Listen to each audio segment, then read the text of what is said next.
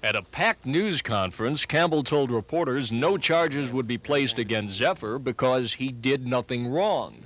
Campbell, who said his investigation was only into the criminal aspects of the incident, explained the circumstances which led to Mrs. Kelly's death.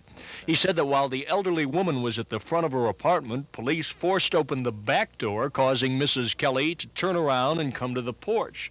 She apparently didn't notice Zephyr until he tried to grab her gun.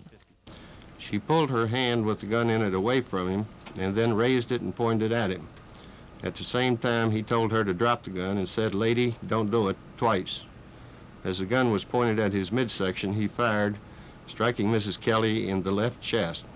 The bullet traveled horizontally and exited from the left side of her back. Mrs. Kelly managed to close the door and return to her front room, where she was later found dead. Officer Zephyr was completely justified in the action he took.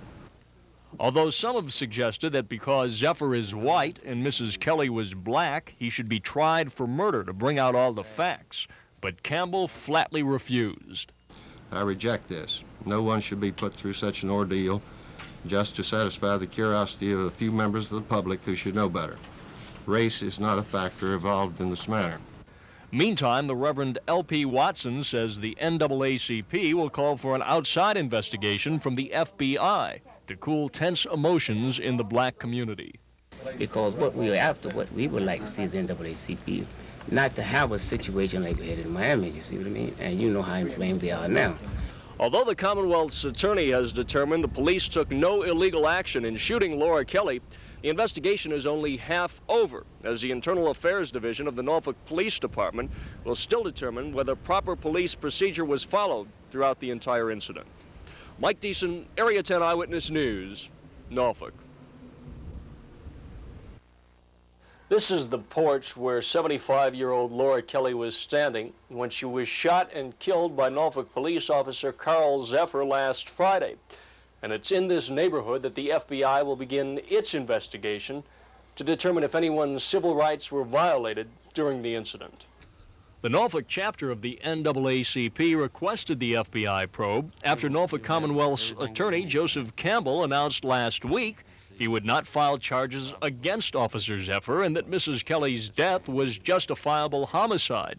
Some members of the black community have questioned why there were no black officers on the emergency response team that was called in to quell the shooting incident, and the FBI will no doubt investigate that, as well as questioning neighbors, eyewitnesses, and even members of the news media who were covering the shooting.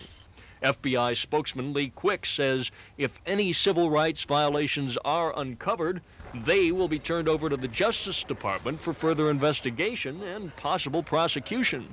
Meantime, the Norfolk Police Department is still in the midst of conducting its own internal affairs investigation into the Laura Kelly shooting. However, that report may never be seen outside of the police department. Eyewitness News has learned that at this point, the Norfolk Police Department has no intention of releasing the internal affairs report on the incident. However, Acting Chief Andrews says that one reason the incident ended in tragedy is that when Mrs. Kelly came out of her apartment, instead of rubbing her eyes and vomiting from the tear gas, she took her gun and pointed it at Officer Zephyr, forcing him to kill her in order to protect his own life. Mike Deason, Area 10 Eyewitness News, Norfolk.